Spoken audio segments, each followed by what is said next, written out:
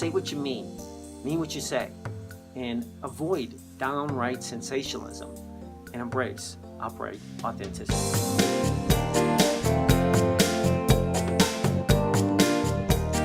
Hey everybody, Dr. Dan here, and I guide students to be smart about higher education and live a life that matters. And the wisdom for the week today is avoid downright sensationalism, embrace upright authenticity.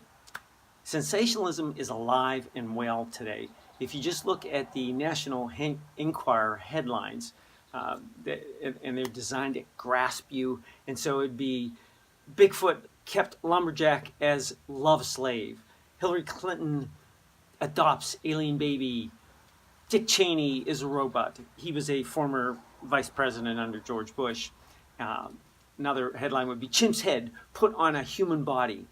So where do they come up with this stuff? Well, everybody kind of knows. Not everybody, there's a few, but everybody kind of knows this is sensationalism to the max. It's just to grab the headlines and they get a chuckle out of it. So that's kind of harmless. It's not that bad. Same way with the World Wrestling Entertainment.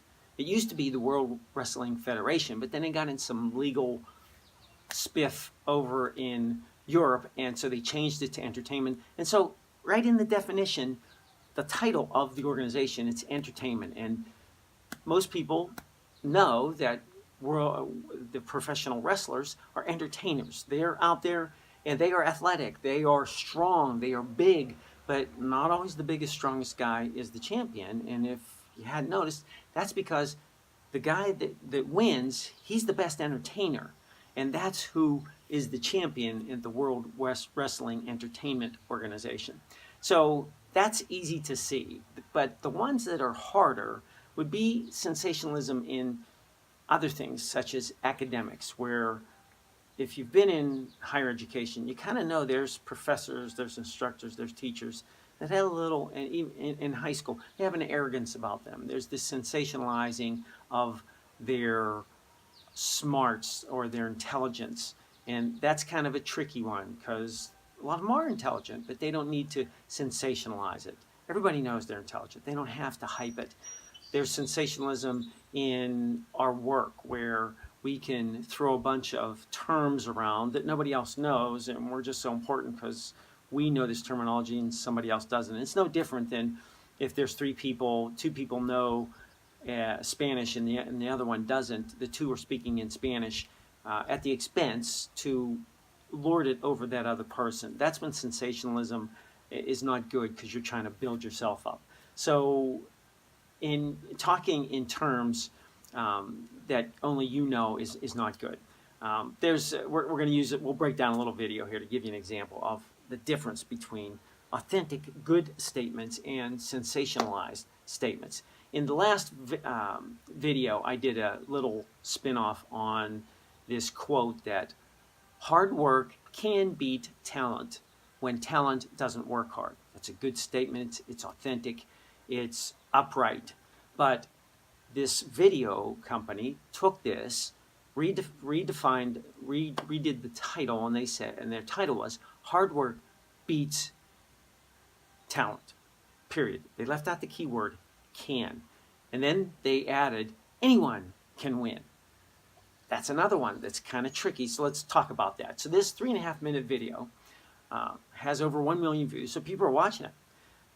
Now, to begin with, they have this sculpted body of this perfect looking guy with his arms raised, and he's given this victory sign, and he's looking up to the heavens, and he exemplifies what hard work would be. So this would be where sensationalism, the quotes that we're going to get into, kind of they discredit that. I think it discredits it in the long run. So there's deep voices and they're bellowing in the background, and they're spewing out these great quotes, some of them.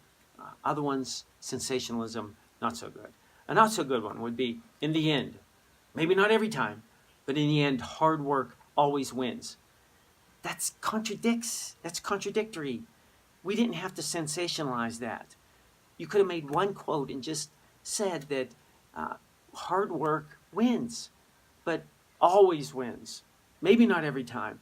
You flip-flop it back and forth, and so it discredits the quote and it weakens the power of the quote. Another bad quote would be, the one who is hungrier to reach the top will always get there before the talented guy. Now, the U.S. Olympic basketball teams that come out every 4 years kind of disproves that. As soon as they let the professionals play, there was no doubt that the U.S. team is the most talented team every year. It's just the most talented team every year. The teams that are hungrier, they have occasionally beat them a few times. Count on one hand, less than 5, that this has happened over the history of the U.S. basketball in the Olympics. And so that just doesn't ring true because that disproves it. There's a good quote that they bring up, and it says, in the end, heart wins, courage wins. That's good. That's good. They could take that and run with that. That's good. Deep voice, yes. Music in the background. Guy with his arms lifted up. Yes, that's good. That's good stuff. But they turn around, throw another bad quote in here. In the end, the one who is more dedicated to reach the top will win. Not necessarily. If you read any stories of Mount Everest, some people have died. They've reached the top and they lost because they miscalculated coming back down. And so that's another one that's tough. What is the top? For us, for different people, it's different things. Football coach Urban Meyer is not committed to reach the top or the national championship in the sense that that's what he emphasizes to all his young men that come into the Ohio State football program. Urban Meyer is the head coach of the Ohio State football team. And so he says, what are we supposed to do if we lose a couple games at the beginning of the year, which eliminates our chances of becoming the national champion? Do we just quit the rest of the games? No, his objective is to develop these young men into being fulfilled in living out their lives, committing themselves to being the best person they can be. So that's not, the objective is not always to reach the top. There's another good quote that comes out of the video, and it says, if there is no way, I will make my own path. That's good stuff. Yeah, that's good stuff. There's no hype. There's no sensationalism there.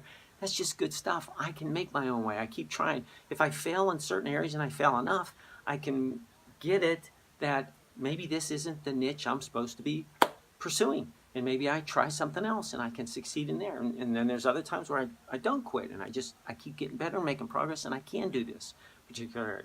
But I don't make these absolute statements. Another bad quote, they turn right around and they go, because your talent doesn't scare me, it drives me. Now, that's dependent on another person.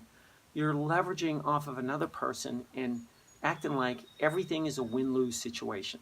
It's not a win-lose situation. And if somebody else is motivating you, then it ultimately will not be fulfilling, and even if you do get the victory. They turn around, throw another good quote in there. So notice how we're alternating back and forth. Good quotes, not so good quotes. Sensationalism, authenticity. It taints this. It puts fly in the ointment. It disturbs the perfume. It sours the taste of this good thing that we're talking about, hard work. So the next one would be, they come out with a good quote. The world is full of stories of greatness from nothing. True, very true. Inspirational, yes, good stuff. It is never too late for you to start your own story. True, you can be 80 years old and start your own story. This is good stuff to work on and to think through. That's authentic. That's what we're going to go. And then, oops, at the end, they throw in a whopper like this. Win at all costs. No. You don't want to win at all costs and look back at your life and regret how you got to the top. Look at Lance Armstrong, the 7-time winner of the Tour de France. Now he's labeled as a cheater, got taken all those championships away. And my guess is he was talented enough that maybe he would only have won 2 or 3 without doping. That's what they do. They illegally do something to juice up their metabolism and their blood and that kind of stuff. Maybe he would only won 2 or 3, but they would have been far more satisfying, fulfilling than winning 7 by cheating. So think through those things. Yeah, the short-term gain seems right, seems good. Just do that, but no, don't win at all costs. because there is a cost for winning. It can be a good, fulfilling win. It can be a regretful one. So say what you mean what you say, and avoid downright sensationalism and embrace upright authenticity. So if this video was helpful, like it, share it, go to your Facebook, send it to your Facebook page, and comment on it below. There's some comments, place where you can put some comments.